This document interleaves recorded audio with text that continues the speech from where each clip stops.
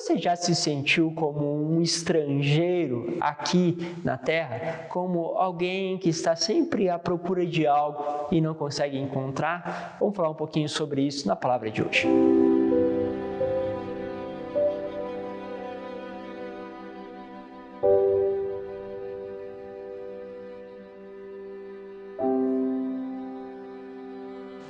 Em nome do Pai, do Filho e do Espírito Santo. Amém.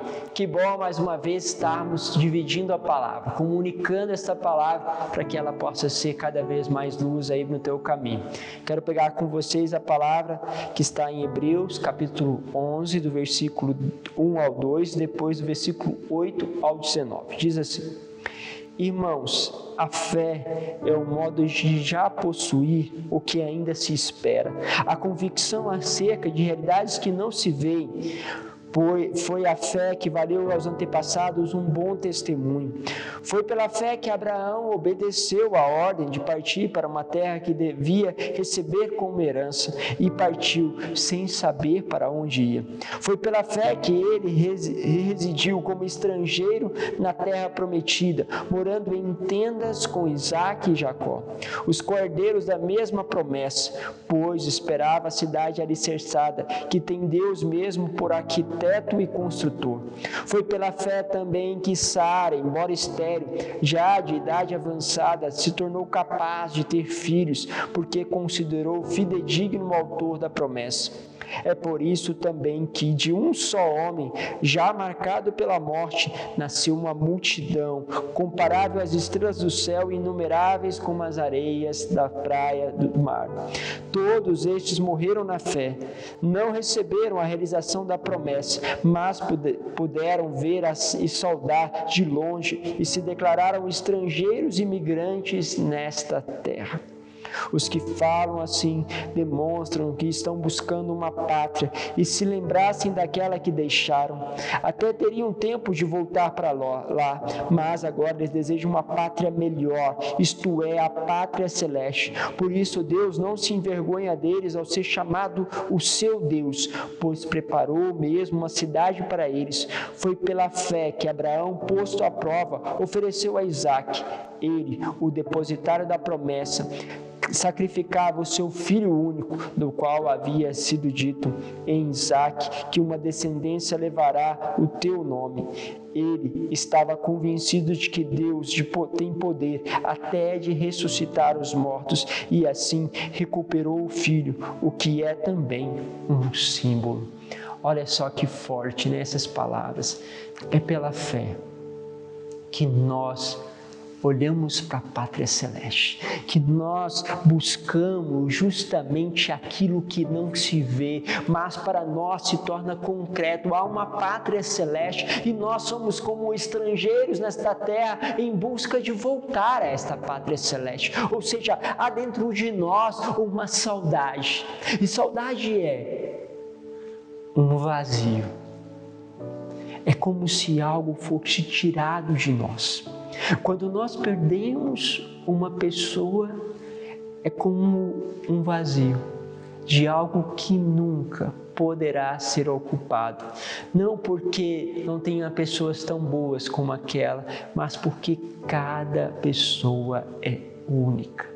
Por isso se fica saudade daquele abraço, daquele olhar, daquelas palavras. Fica-se saudade daquilo que se viveu. Mas nós carregamos dentro de nosso coração uma saudade de algo que nós já vivenciamos, porque nós nascemos, fomos gerados, criados justamente deste coração, deste seio da Trindade. Nós temos uma pátria celeste e nós ficamos aqui procurando tatear, como buscando preencher algo que de certo modo nunca poderá ser preenchido plenamente. O que nós conseguimos é que ao fazermos uma experiência com Deus, que infelizmente ela é momentânea, ela passa, ela não é permanente, e por isso ela vem, preenche o nosso coração, encontramos esse sabor, e a gente pode viver anos da nossa vida impulsionados simplesmente pelo pequeno sabor comparado à eternidade de um toque de Deus. Um toque de Deus, um só toque, pode mudar a trajetória de toda a tua vida e aquilo mudar os desígnios de muitas outras pessoas por um só toque, um só momento. Mas você imagine o que seria então uma eternidade assim. Então o que o nosso coração vive? Uma falta deste algo que de vez em quando temos a graça de poder ser tocado. E ainda com todos os limites, porque se Deus nos tocasse com todo o seu potencial, nós não poderíamos suportar tamanha força. É como se eu dissesse, eu ia morrer de alegria. E é justamente morrer de alegria, porque seria algo tão forte. E aí você vê a experiência dos santos, que vão chegando a esta unidade com Deus, mas ao mesmo tempo precisam viver na carne. E os santos dizem assim, como eu queria ir, vai dizer depois São Paulo, mas é necessário que eu fique por amor a vós.